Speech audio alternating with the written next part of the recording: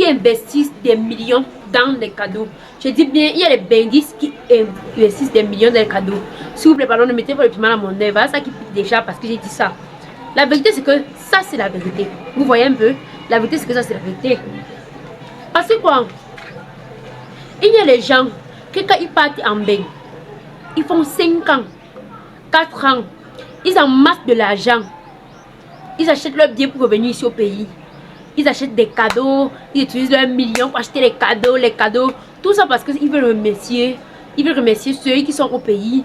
Ou bien ils veulent remercier ceux qui les ont aidés à monter là-bas. Mais s'il vous plaît les gars, ne nous mentons pas. La vérité c'est que vous allez faire ça après chaque 2 ans, 3 ans ou bien 5 ans, je ne sais pas trop. Mais sachez que vos cadeaux ne seront jamais suffisants.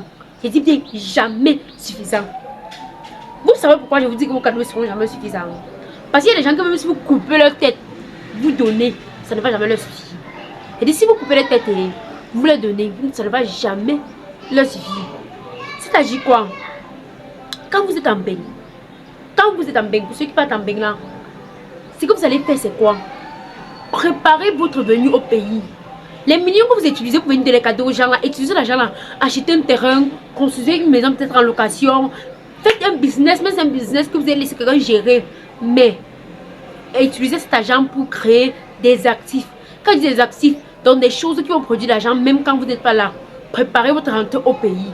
Parce que la vérité c'est que vous ne pouvez pas passer toute votre vie hors du pays. En fait, vous voyez un peu, on sait que quand tu travailles hors du pays, tu arrives ici, quand tu convertis ton nom en France, ça devient plus beaucoup, l'argent devient plus beaucoup. Ce qui fait que ça peut te avec quelque chose de 800 €, tu peux construire une maison, mais tu peux entamer un bon business qui peut te produire des millions au Cameroun, au Congo. Vous voyez un peu.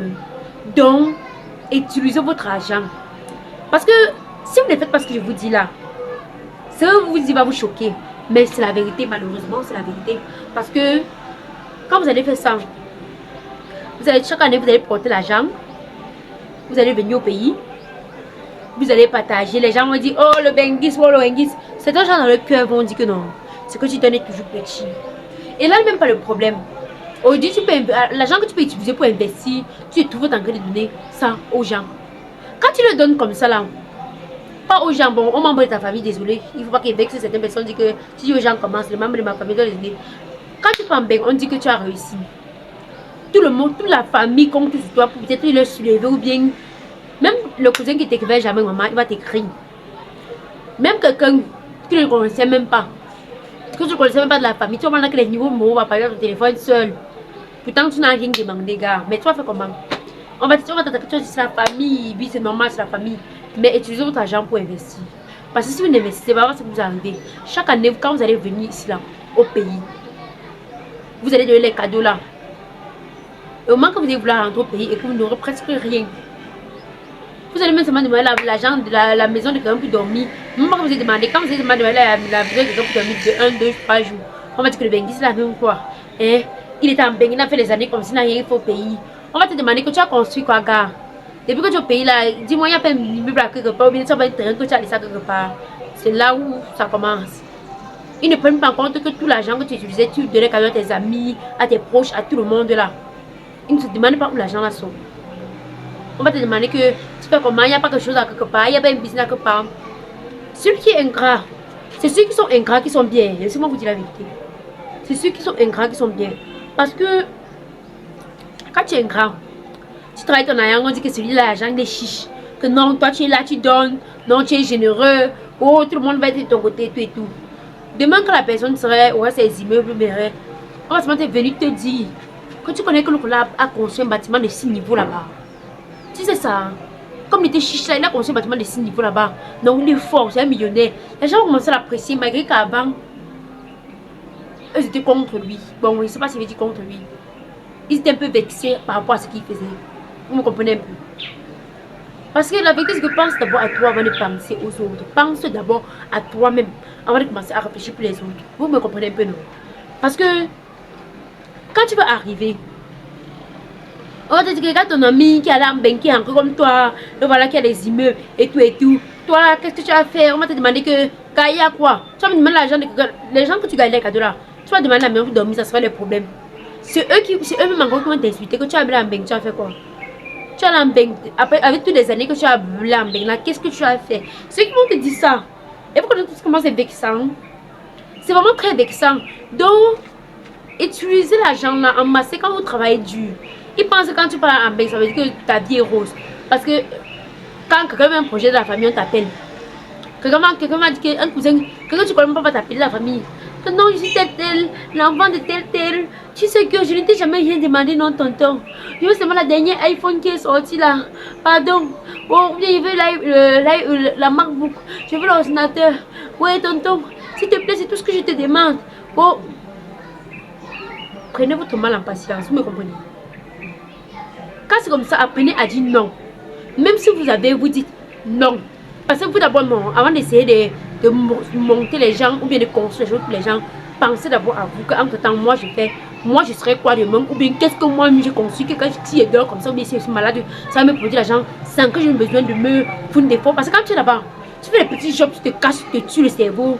Tu as ton petit argent, oui, tu réussis à épargner ce que tu peux épargner. Après, quand tu descends dans mon pays pour acheter un seul billet, tu te trouves en train de dépenser des millions, mais plusieurs, peut-être les 800 euros. Peut-être 800 euros là, peut-être aider à construire une maison ici au pays. Mettre en location. Ça peut t'aider à faire un business. Ça peut t'aider à faire tellement de choses. Ce qui fait que quand tu vas rentrer au pays, toi tu vas profiter de ta vie au pays posément parce que tu auras certains trucs stabilisés, mais les terrains que tu vas acheter et consommer. Donc mes amis, la maladie que certains benguis ont, on appelle ça la maladie du benguisme. La maladie du benguisme, c'est quand un benguis passe son temps à venir, à descendre ici au pays, passe tout le temps pour essayer pour essayer de faire les yeux soit de la famille ou de ses amis, ou bien parce qu'il est généreux naturellement, il veut juste dire merci à tous ceux qui les aident. C'est ça qu'on appelle la maladie du benguisme. Vous me comprenez un peu, la maladie du benguisme, c'est ça. Donc, en bref, les amis, faites attention. Faites attention. Je dis et je le répète, faites attention. Parce que les mêmes gens que vous aidez aujourd'hui, non, demain c'est eux qui seront les premiers à vous critiquer. Ils ne vont pas forcément vous critiquer devant vous, derrière votre dos. On va dire qu'est-ce qu'il a fait. Depuis qu'il est là, il est parti là. Il a donné quoi à qui? Il a fait quoi à qui?